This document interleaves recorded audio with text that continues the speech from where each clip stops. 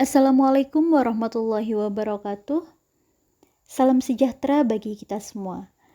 Yang terhormat Bapak Hanung Eka Atmaja, Sarjana Ekonomi Magister Manajemen, selaku dosen pengampu mata kuliah Seminar SDM, dan juga teman-teman sekalian yang berbahagia. Izinkan saya untuk memaparkan hasil review artikel saya guna memenuhi tugas Seminar SDM.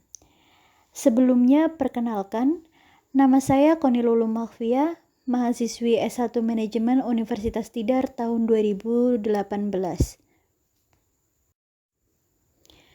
Artikel pertama yang saya review berjudul Pengaruh Work-Life Balance dan Konflik Kerja terhadap Kinerja Karyawan di BPJS Kesehatan Cirebon. Artikel ini ditulis oleh Ray Alifian dan juga Sri Suwarsi pada Proceeding Management tahun 2019, volume 5, nomor 2. Subbab pertama yang saya bahas yaitu latar belakang. Setiap individu memiliki karakteristik juga potensi yang berbeda-beda. Dengan karakteristik serta potensi tersebut, sumber daya manusia menjadi aset penting perusahaan serta menjadi faktor penting dalam pencapaian tujuan sebuah organisasi. Untuk itu, organisasi perlu memperhatikan serta meningkatkan kualitas sumber daya manusianya guna mencapai tujuan organisasi. Tujuan organisasi tidak hanya dicapai dengan memiliki sumber daya manusia saja, karena sumber daya manusia yang memiliki kinerja tidak cukup baik juga akan menghambat dalam pencapaian tujuan organisasi. Kinerja sendiri merupakan hasil yang dicapai oleh seorang individu maupun kelompok atas tugas dan tanggung jawab yang dibebankan kepadanya. Kinerja karyawan juga dipengaruhi oleh beberapa faktor, seperti keseimbangan antara kehidupan pribadi dan juga kehidupan kerjanya. Seseorang yang memiliki work-life balance akan terhindar dari gangguan psikologis yang dapat menghambat kinerjanya. Selain itu, tidak tercapainya work-life balance juga akan mengakibatkan terganggunya fokus kerja yang juga mengakibatkan ketidaknyamanan dalam lingkungan kerja yang akan memicu konflik dengan rekan kerjanya. Untuk sebab selanjutnya yaitu rumusan masalah. Dari latar belakang di atas didapatkan rumusan masalah sebagai berikut.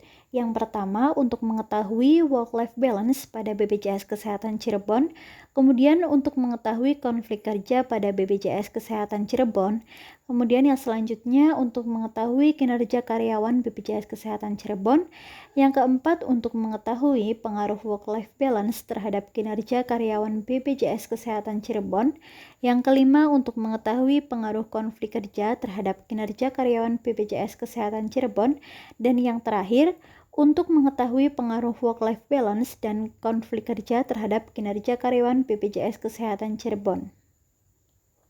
Selanjutnya yaitu metodologi. Penelitian ini menggunakan metode deskriptif verifikatif dengan pengolahan data menggunakan software SPSS. Untuk teknik pengambilan sampel yang digunakan yaitu menggunakan metode sensus dengan jumlah responden sebanyak 50 orang karyawan.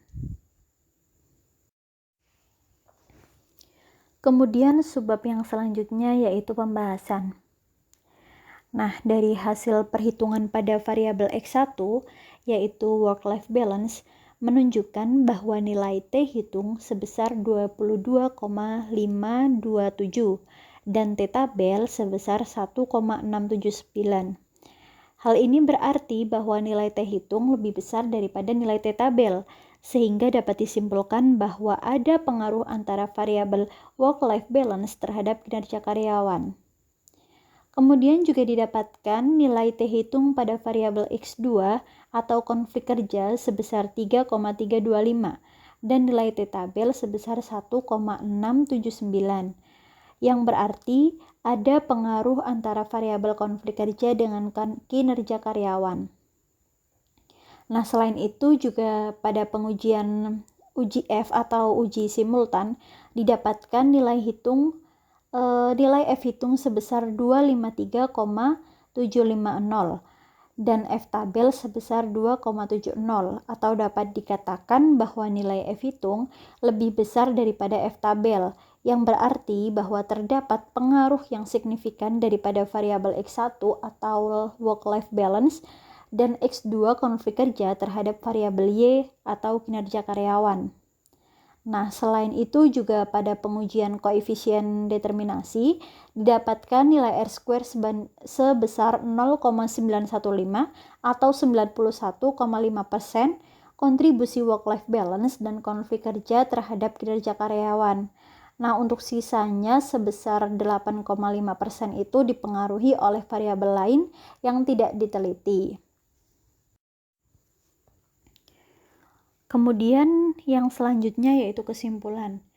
Nah, berdasarkan hasil perhitungan di atas, work-life balance pada BPJS Kesehatan Cirebon tergolong tinggi. Dari hasil tanggapan responden juga didapatkan bahwa dimensi work interference with personal work lebih tinggi dibandingkan dimensi lain. Hal ini berarti bahwa rendahnya tingkat keseimbangan antara kehidupan pribadi dan juga kehidupan pekerjaan. Dimensi ini juga menunjukkan bahwa karyawan masih kurang memiliki waktu dengan keluarganya. Untuk itu, perusahaan perlu mengurangi jam kerja agar karyawan memiliki waktu yang lebih untuk keluarga dan juga hobinya. Yang selanjutnya berkenaan dengan hasil tanggapan responden mengenai konflik kerja yang tergolong rendah pada dimensi faktor pribadi atau personal juga memiliki nilai yang sangat rendah dibandingkan dengan dimensi lain. Hal ini berarti bahwa konflik yang terjadi antar karyawan pada BPJS Kesehatan Cirebon ini dikatakan minim, sehingga tidak menghambat dalam pencapaian tujuan perusahaan. Selain itu, dalam perhitungan hasil dari responden mengenai kinerja karyawan ini yang diukur melalui dimensi kualitas, kuantitas, pelaksanaan tugas, dan juga tanggung jawab, sudah tergolong tinggi, yang berarti bahwa kinerja karyawan juga sudah tergolong baik.